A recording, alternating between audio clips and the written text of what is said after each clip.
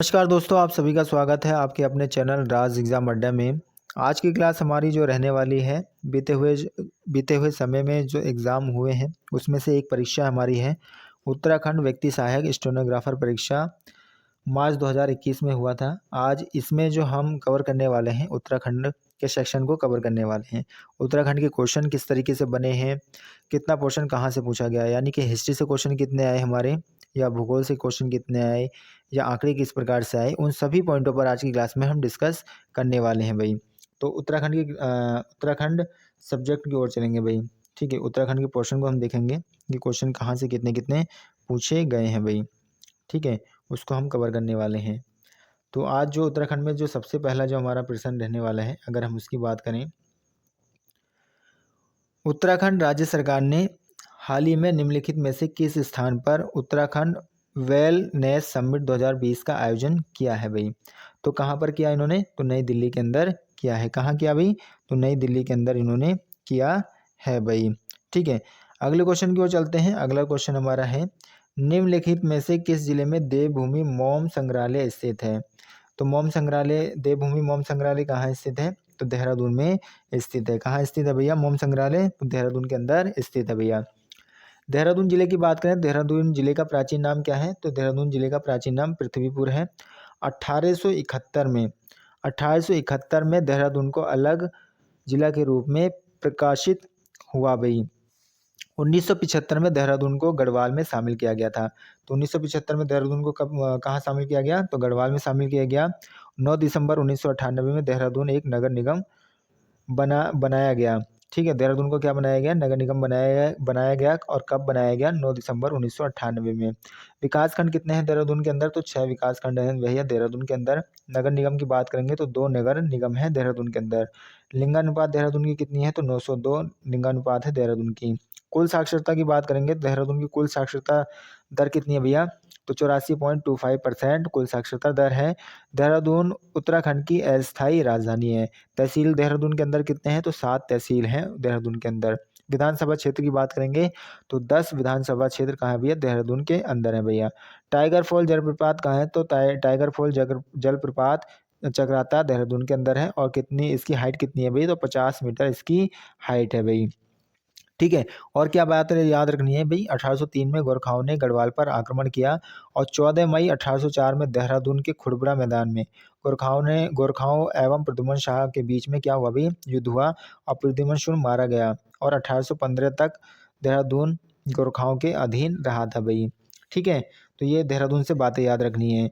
अगले पॉइंट की ओर चलते हैं। अगला पॉइंट है उत्तरकाशी। कौन सा भैया, उत्तरकाशी जिले की बात करें, किसकी, उत्तरकाशी जिले की बात करें तो उत्तरकाशी जिले का गठन कब किया गया, तो 24 फरवरी। कब गठन किया जाता है अभी, 24 फरवरी 1960 को उत्तरकाशी का गठन किया जाता है।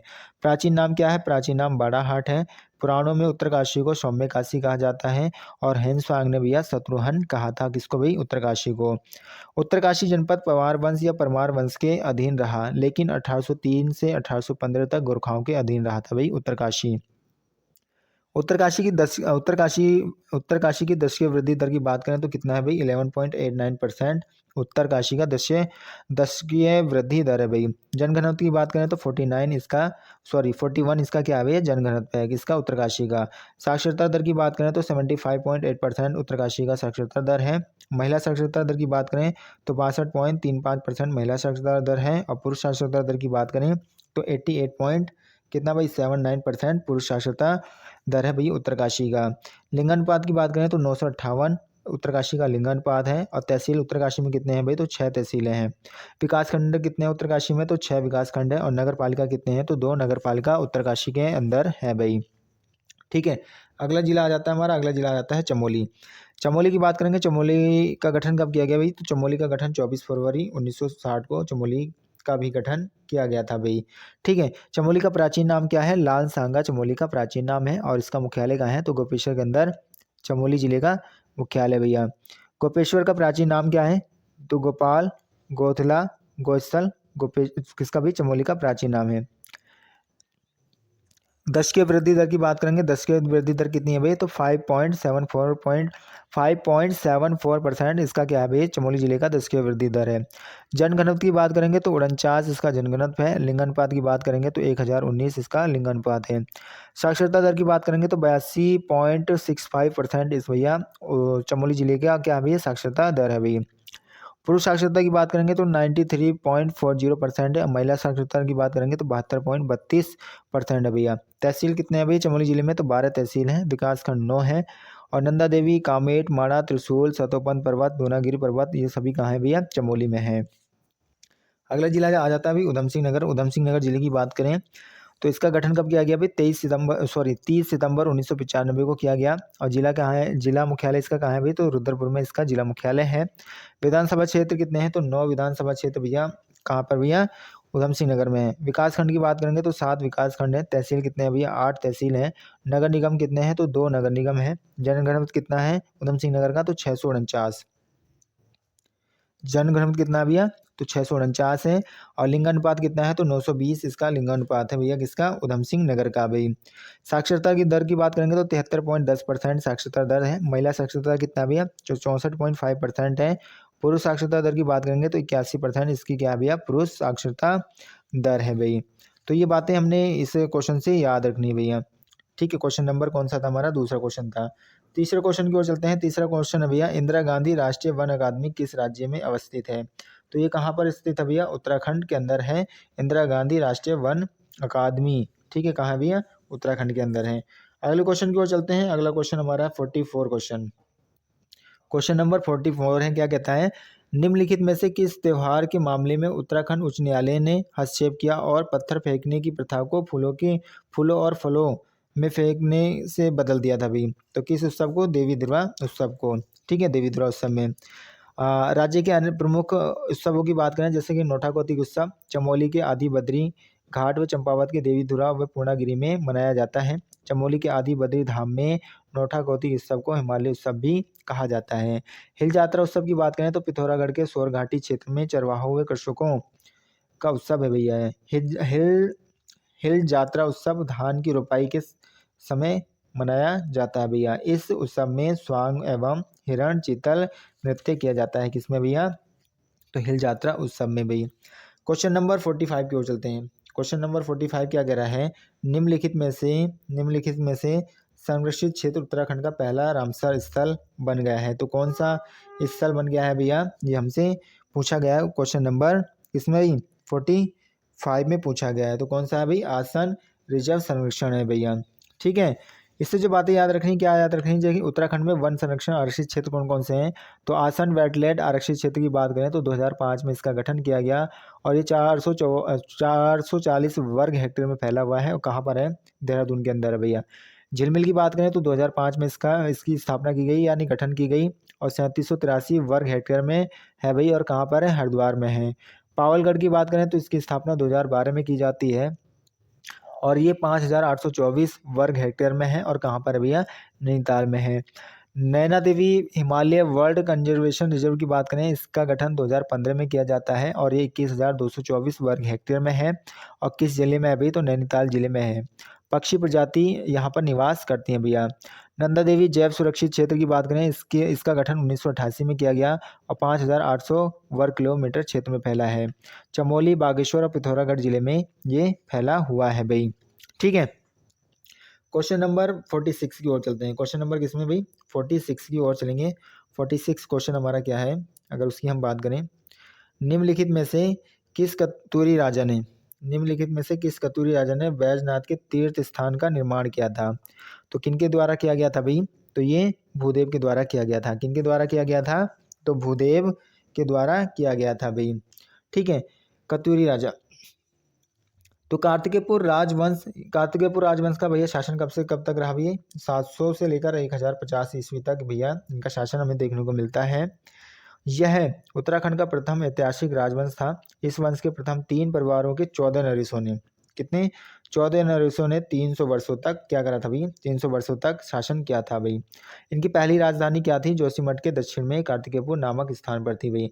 दूसरी राजधानी अल्मोड़ा के कत्यूर घाटी में। इस वंश के 9 अभिलेख प्राप्त हुए। लिपि क्या थी, तो कुटिला इसकी लिपि थी भाई। भूदेव के बौद्ध धर्म का विरोधी था भाई कौन? भूदेव बौद्ध धर्म का विरोधी था, इसलिए इसे बुद्र श्रमण शत्रु उपाधि भूदेव की थी भाई। श्रवणादित्य वंश की स्थापना भैया इच्छरदेव ने की थी। इच्छरदेव के बाद क्रम से देशदेव व पद्मदेव शासक बने थे भाई। ठीक है, ये बातें याद रखनी है। क्वेश्चन नंबर हमारा जाता है 47 और 47 क्वेश्चन क्या कहता है? कुमाऊं परिषद का दूसरा सत्र कहाँ पर आयोजित किया गया था? तो ये कहाँ पर होता है अभी? तो हल्द्वानी के अंदर होता है दूसरा अधिवेशन। ठीक है, कहाँ होता है अभी? हल्द्वानी के अंदर होता है दूसरा हमारा अधिवेशन। और कब होता है? 1918 में। कुमाऊं परिषद की स्थापना कब की गई? तो कुमाऊं परिषद की जो स्थापना की जाती है 30 सितंबर 1916 को कुमाऊं परिषद की स्थापना की जाती है। और कहाँ पर की जाती है भाई? नैनीताल में की जाती है। कुमाऊं परिषद को अगर देखेंगे तो 1916 से 1926 तक इसका हमारा कार्यकाल देखने को मिलता है भाई। कुमाऊं परिषद की प्रथम कल्पना भैया अल्मोड़ा अखबार ने 31 मार्च 1918 के अंकन में की थी भाई। किसके द्वारा? अल्मोड़ा अखबार के द्वारा। किस अंकन में भैया? तो 31 मार्च 1918 के अंकन में कुमाऊं परिषद की प्रथम कल्पना की गई थी। कुमाऊं परिषद की पहली बैठक कब होती है? तो 1916 में। ठीक है, ये पहली बैठक है, ना कि पहला अधिवेशन है। पहली बैठक कब हुई? 1916 में हुई। और कहाँ पर हुई? मझेड़ा अल्मोड़ा के अंदर। इसके सभापति कौन थे? तो राय बहादुर नारायण दत्त थे इसके सभापति। कुमाऊं परिषद की पहली बैठक की, ना कि अधिवेशन की। ठीक है, बात याद रखना है। स्थापना का श्रेय किनको जाता है? स्थापना का श्रेय जीवी पंत, बद्रीदत्त पांडे, लक्ष्मी दत्त और हरगोविंद पंत को जाता है। कुमाऊं परिषद के अधिवेशन टोटल कितने हुए? तो 6 टोटल अधिवेशन होते हैं कुमाऊं परिषद के। कितने होते हैं भैया? तो 6 अधिवेशन होते हैं। पहला अधिवेशन 1917 में अल्मोड़ा में होता है और जिसके अध्यक्ष जयदत्त जोशी होते हैं। दूसरा अधिवेशन 1918 में होता है और कहाँ पर होता है? हल्द्वानी में, और जिसके अध्यक्ष तारादत्त गेरोल होते हैं। तीसरा अधिवेशन 1919 में होता है कोटद्वार में, और जिसके अध्यक्ष बद्रीदत्त जोशी होते हैं। गढ़वाल में होने वाला एकमात्र अधिवेशन कौन सा होता है? तो कोटद्वार अधिवेशन होता है, जो कि 1919 में होता है भाई। चौथा अधिवेशन 1920 में हुआ, जो कि कहाँ पर? काशीपुर में, और जिसके अध्यक्ष हरगोविंद पंत होते हैं। पांचवा अधिवेशन 1923 में होता है। कब होता है पांचवा अधिवेशन? 1923 में होता है, और कहाँ पर होता है? टनकपुर में, और जिसके अध्यक्ष बद्रीदत्त पांडे होते हैं। छठा अधिवेशन 1926 में गनिया द्योली रानीखेत, जिसके अध्यक्ष मुकंदी लाल होते हैं। तो ये कुमाऊं परिषद से कुछ महत्वपूर्ण बातें थी जो इस क्वेश्चन में हमने डिस्कस किया। अगले क्वेश्चन की ओर चलते हैं। अगला जो हमारा क्वेश्चन है 48 क्वेश्चन है। 48 क्वेश्चन क्या कह रहा है भाई? बाणासुर किले का नाम किसके नाम पर रखा गया था भाई? तो बाणासुर किले का नाम एक राक्षस के नाम पर रखा गया था। किसके नाम पर रखा गया था भाई? एक तो एक राक्षस के नाम पर रखा गया था भाई। कुमाऊं क्षेत्र के प्रमुख किलों की बात कर लें, जैसे बाणासुर का किला, ये कहाँ भाई? लोहाघाट चंपावत में है। और मार्ग पूछेगा तो लोहाघाट देवीधुरा मार्ग पर है, जिसकी लंबाई कितनी है भाई? 80 मीटर इसकी लंबाई है। चौड़ाई कितनी है भाई? तो 20 मीटर इसकी क्या है? चौड़ाई है। निर्माण भैया किसके द्वारा किया गया? तो बाणसुर नामक द्वितीय राजा ने करवाया था। स्थानीय भाषा में से क्या कहते हैं? मारकोट स्थानीय भाषा में इसको कहा जाता है। अगला किला कौन सा आ जाता है? राजभुगा का किला। राजभुगा का किला कहाँ है भाई? चंपावत, यानी चंपावत में है, और सोमचंद ने इसका निर्माण कराया था अभी। नैथड़ा का किला कहाँ है? अल्मोड़ा, और जिसको गोरखाकालीन कहा जाता है। मल्ला महल की बात करेंगे। मल्ला महल कहाँ है भैया? तो अल्मोड़ा में है, और कल्याण चंद ने इसका क्या कराया? निर्माण कराया। खगमरा का किला कहाँ है भाई? अल्मोड़ा में है, जिसका निर्माण किसके द्वारा किया जाता है? तो भीष्मचंद के द्वारा इसका निर्माण किया जाता है भाई। अगले क्वेश्चन की ओर चलते हैं। अगला क्वेश्चन हमारा कौन सा भी? तो 49 अगला हमारा क्वेश्चन है। 49 क्वेश्चन क्या कह रहा है? टपकेश्वर मेला किस नदी के पूर्वी तट पर स्थित एक पौराणिक स्थल होता है भैया? ठीक है, टपकेश्वर मेला तो किस नदी पर भाई? टोंस नदी पर होता है भाई। गंगा नदी की बात करें, गंगा नदी उत्तराखंड में गंगा नदी को देवप्रयाग के बाद से गंगा के नाम से जाना जाता है। उत्पत्ति कहाँ से होती है? तो देवप्रयाग टिहरी से होती है, और अंतिम बिंदु क्या है भाई? हरिद्वार है। और कितने किलोमीटर बहती है भैया? तो 96 किलोमीटर गंगा नदी बहती है। गंगोत्री से देवप्रयाग तक इसे भागीरथी के नाम से जाना जाता है।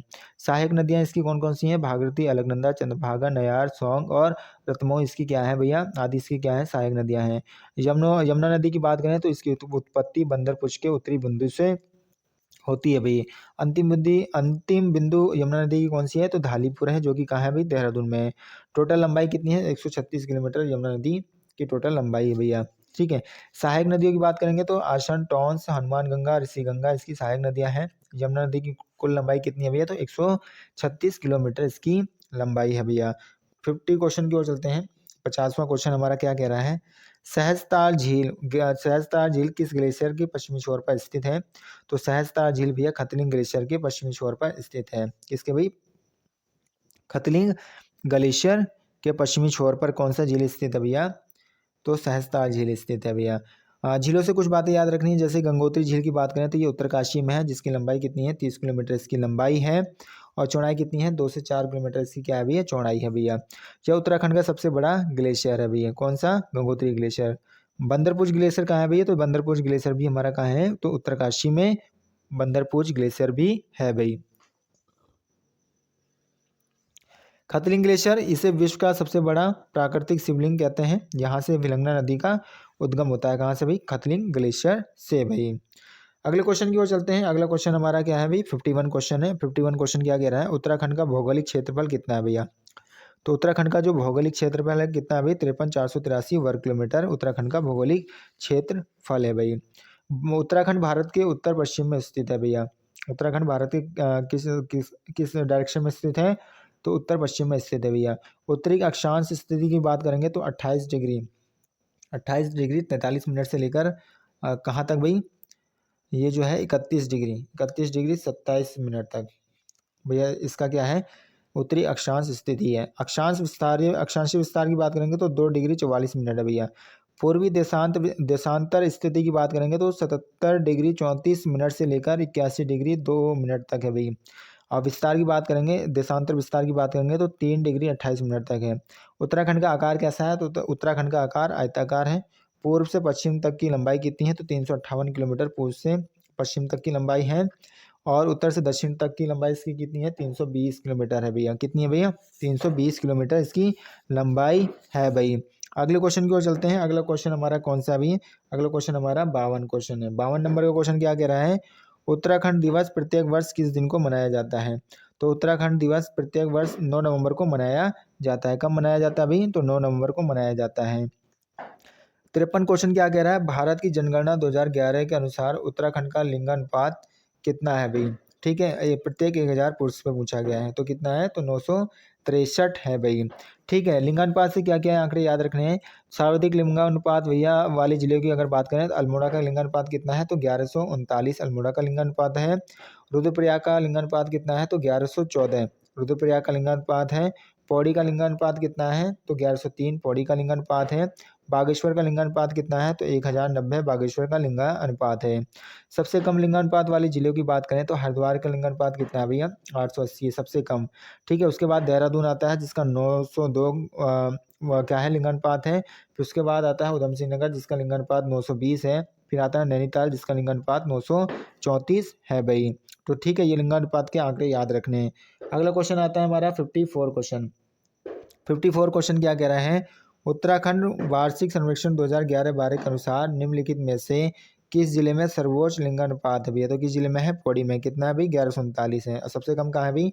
हरिद्वार में है 880 लिंगानुपात। ठीक है, और सबसे ज़्यादा पूछा है तो अल्मोड़ा में है। ठीक है, ये बात याद रखनी है।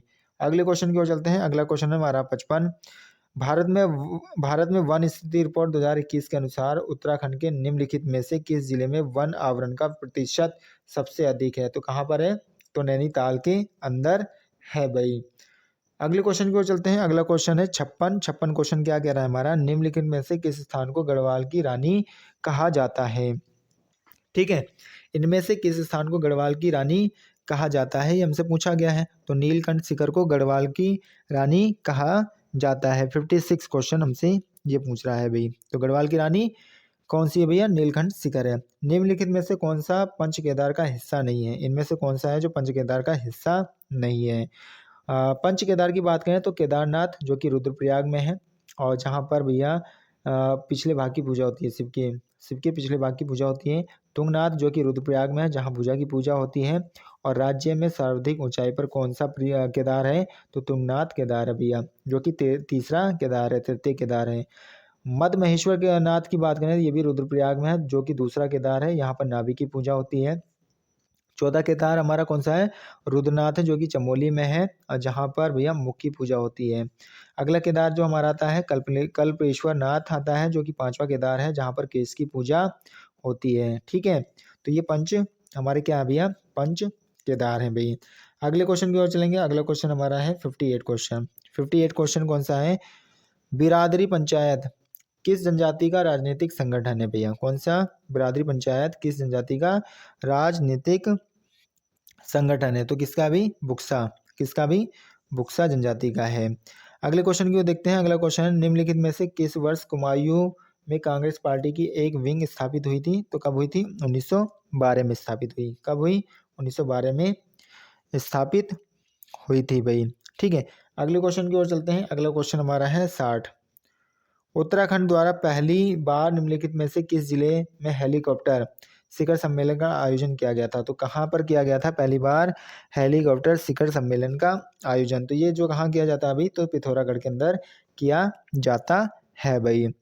अगले क्वेश्चन की ओर चलते हैं। अगला क्वेश्चन हमारा है, निम्नलिखित में से उत्तराखंड का कौन सा जिला नेपाल के साथ अंतर्राष्ट्रीय सीमा साझा करता है?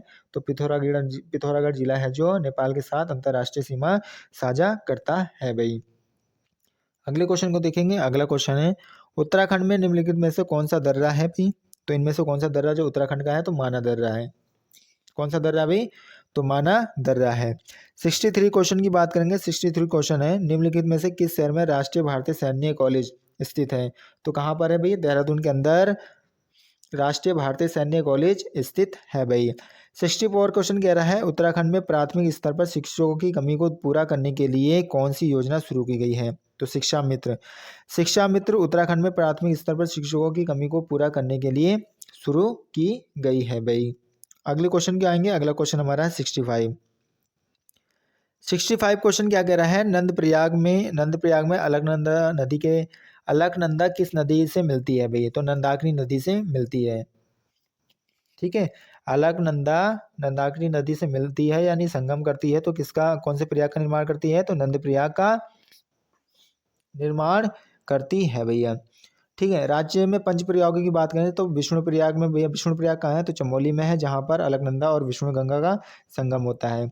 नंद प्रयाग में भैया अलकनंदा और नंदाकिनी नदी का संगम होता है जो कि चमोली में है। कर्ण प्रयाग में भैया अलकनंदा और पिंडर नदी का संगम होता है जो कि चमोली में है। रुद्रप्रयाग भैया रुद्रप्रयाग में है, जहाँ पर अलकनंदा और मंदाकिनी का संगम होता है। देवप्रयाग की बात करें, देवप्रयाग हमारा कहाँ है? टिहरी में है, जहाँ पर अलकनंदा और भागीरथी का संगम देखने को मिलता है भाई। अगले क्वेश्चन की ओर चलते हैं। अगला क्वेश्चन है 66। एकजुट करने और मजबूत करने में सफल रहा और उसका साम्राज्य गढ़वाल के नाम से जाना जाता है। तो किस शासक का? अजयपाल। अजयपाल एकजुट करने और मजबूत करने में सफल रहा और उसका साम्राज्य एक गढ़वाल के नाम से जाना जाता है भाई। ठीक है, कनकपाल, इससे जो बातें याद रखनी है भैया, इससे बातें क्या याद रखनी है? कनकपाल पवार वंश का संस्थापक था जिसने लगभग 11 वर्षों तक शासन किया। कितने वर्षों तक शासन करता है कनकपाल? 11 वर्षों तक शासन करता है और 51 वर्ष की आयु में इसकी मृत्यु हो जाती है। कनकपाल ने पवार वंश की स्थापना की चांदपुर गढ़ में 888 ईस्वी में किया था भाई, और चांदपुर गढ़ कहाँ है? अभी चमोली में है। ठीक है, अजयपाल की बात करें, अजयपाल भैया 37वां राजा था जिसका कार्यकाल 1490 से लेकर कब तक? 1519 तक इसका शासन देखने को मिलता है। किसका भाई? अजयपाल का। राहुल साक्यांत अजयपाल को परमार वंश का संस्थापक मानते हैं भाई। अजयपाल ने अपने बाहुबल से 52 गढ़ों को जीता था। अजयपाल ने 1517 ईस्वी को राजधानी श्रीनगर से स्थानांतरित की थी भाई। कब? 1517 में भाई। देवलगढ़ में अजयपाल ने अपनी कुलदेवी राजर्षि का मंदिर बनवाया था भाई। गढ़वाल का कृष्ण अजयपाल को कहा जाता है। जगतपाल की बात करें, जगतपाल 34वां राजा था भाई। 34वां शासक कौन था भाई? तो 34वां शासक जगतपाल था भाई। तो ये पॉइंट हमें इनसे याद रखना है।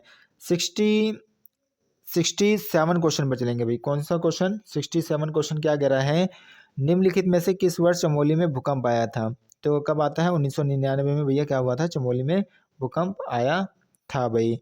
अगर 68 क्वेश्चन की ओर चलेंगे, 2011 जनगणना के अनुसार भारत की कुल जनसंख्या उत्तराखंड की कुल जनसंख्या का कितना प्रतिशत है? तो कितना है? 0.83% है भैया। कितना है? 0.83% है। अगर पूछेगा उत्तराखंड राज्य का क्षेत्रफल देश के कुल क्षेत्रफल का कितना है? तो 1.69% है भैया। क्षेत्रफल की दृष्टि से भैया कौन सा राज्य है? तो 18वां है, और केंद्र शासित प्रदेशों को मिला लेंगे तो कौन सा हो जाएगा? तो 20वां हो जाएगा। राज्य के कुल क्षेत्रफल का कितना है भैया? राज्य के कुल क्षेत्रफल का 86 पॉइंट कितना भाई 86.07% भैया कैसा है, तो ये पर्वतीय है। और राज्य के कुल क्षेत्रफल का 13.93%, कितना भाई 13.93% कैसा है, तो मैदानी क्षेत्र है भाई। ठीक है, अगले क्वेश्चन की ओर चलते हैं। अगला है मनेरी बांध का निर्माण, भैया किसका भाई, मनेरी बांध का निर्माण किस नदी पर किया गया है भाई। तो जो मनेरी बांध है इसका जो निर्माण किया गया है, इसका निर्माण भैया कहाँ किस नदी पर किया गया है, तो इसका निर्माण किया गया है भागीरथी नदी पर। किस पे भाई, भागीरथी नदी पर किया गया है भाई। ठीक है, ये बात हमें याद रखनी है भाई। अगले क्वेश्चन की ओर चलेंगे। अगला क्वेश्चन हमारा 17 क्वेश्चन क्या कह रहा है, 17 क्वेश्चन की ओर चलते हैं। बॉटनिकल सर्वे ऑफ इंडिया का उत्तरी क्षेत्रीय केंद्र निम्न में से किस स्थान पर है भैया, किसका भाई, वर्टिकल सर्वे ऑफ इंडिया उत्तरी क्षेत्रीय केंद्र निम्न में से किस स्थान पर है, तो ये जो हमारा है ये देहरादून में है भाई। कहाँ है भाई, देहरादून में। उत्तराखंड में गर्मी के मौसम को स्थानीय रूप से क्या कहा जाता है। ठीक है, उत्तराखंड में गर्मी के मौसम को स्थानीय रूप में क्या कहा जाता है, तो इसको जो कहा जाता है रूढ़ी कहा जाता है। क्या कहा जाता है भाई, तो रूढ़ी कहा जाता है भाई। अगले क्वेश्चन को देखते हैं। अगला क्वेश्चन है 2011 की जनगणना के अनुसार उत्तराखंड में समग्र शहरीकरण दर कितना है भाई, तो 30.2% है भैया। 2011 की जनगणना के अनुसार उत्तराखंड में समग्र शहरी दर कितना है भाई, तो 30.2% है भैया। उत्तराखंड का पहला फूड मार्ग निम्नलिखित में से किस जिले में है स्थित है भैया। उत्तराखंड का पहला मेगा फूड मार्ग निम्नलिखित में से किस जिले में स्थित है भाई, तो ये कहाँ है भाई, हरिद्वार जिले में स्थित है भाई। अगले क्वेश्चन की ओर चलते हैं। अगला क्वेश्चन है निम्नलिखित में से कौन सा शिखर पर्वत उत्तराखंड में स्थित है भैया। इनमें से कौन सा शिखर पर्वत है जो उत्तराखंड में स्थित है, तो नीलकंठ है भैया। कौन सा, नीलकंठ। उत्तराखंड का राज्य पशु क्या है, उत्तराखंड का राज्य पशु जो है कस्तूरी मृग है भैया। कस्तूरी मृग कितने हाइट पे पाई जाती है भाई, तो 3600 मीटर से लेकर कितने भाई 4400 मीटर की हाइट पर हमें कस्तूरी मृग देखने को मिलते हैं। प्रजातियां कितनी है उत्तराखंड में, तो 4 प्रजातियां देखने को मिलेंगी। कस्तूरी मृग को हिमालय का मस्क डियर कहा जाता है। वैज्ञानिक नाम क्या है भाई इसका, मास्कस काइसोगास्ट्रा इसका वैज्ञानिक नाम है। और राज्य पुष्प की बात करेंगे तो ब्रह्मकमल इसका क्या भैया, ब्रह्मकमल क्या भैया, राज्य पुष्प है भैया। ये कितने हाइट पर देखने को मिलते हैं, 4800 मीटर से लेकर 6000 मीटर तक इसकी ब्रह्मकमल हमें देखने को मिलते हैं भैया। पक्षी क्या है, पक्षी मोनाल है, और जो कि 2500 मीटर से लेकर 5000 मीटर की हाइट पर देखने को मिलते हैं। तितली की बात करेंगे तो कॉमन पीकॉक है, जो कि 7000 फीट की ऊंचाई पर देखने को मिलते हैं भाई। अगले क्वेश्चन की ओर चल देंगे। अगले क्वेश्चन हमारा है, अगला क्वेश्चन है मालपा भूस्खलन निम्न में से किस वर्ष हुआ था, तो मालपा भूस्खलन जो हुआ था 1998 में हुआ था भाई। कब हुआ था भाई, 1998 में हुआ था। अगले क्वेश्चन को देखेंगे। अगला क्वेश्चन है वर्तमान 2023 में उत्तराखंड उच्च न्यायालय के मुख्य न्यायाधीश कौन है भाई, तो कौन थे भैया, तो उस समय जो थे भाई विपिन सांघी थे। कौन थे भाई, विपिन सांघी थे भाई। 78 क्वेश्चन क्या कह रहा है, 78 क्वेश्चन की ओर चलेंगे। राज्य में कारोबार में सुगमता इज ऑफ डूइंग बिजनेस में उत्तराखंड का श्रेणी क्रम क्या था भाई, तो कितना था भाई, तो 11वां क्रम था भाई। कितना था भाई, तो 11वां क्रम था भाई। अगले क्वेश्चन को देखते हैं। वृक्षारोपण में जन संरक्षण आदि के लिए कैंपा योजना के तहत उत्तराखंड का बजट 2021 में कितना था भाई, तो कितना बजट होता है 2020-21 में, तो जो बजट होता है हमारा वो होता है 420 करोड़। कितना होता है भाई, 420 करोड़ होता है भाई। 80 क्वेश्चन हमारा है, देश में नई शिक्षा नीति लागू करने वाला पहला राज्य कौन सा बना है भाई, तो नई शिक्षा नीति लागू करने वाला पहला राज्य उत्तराखंड राज्य बना है भाई। तो ये आज जो हमने पेपर सॉल्व करा है ये उत्तराखंड व्यक्ति सहायक व स्टेनोग्राफर परीक्षा मार्च 2021 का सॉल्व करा है, और उत्तराखंड के पोर्शन को हमने देखा है, और एक्स्ट्रा फैक्ट के साथ इस क्लास को हमने अटेंड करा है। और इससे पहले मैंने 2 पेपर को और भी सॉल्व कराए हैं, जिसमें एक कनिष्ठ सहायक का परीक्षा है और एक हमारा पुलिस परीक्षा है, उनको सॉल्व कराया है। तो आशा करूँगा आप सभी को आज की क्लास अच्छी लगी होगी। अगर आपको क्लास अच्छी लगी है तो लाइक शेयर एंड सब्सक्राइब करना ना भूलें। Thank you.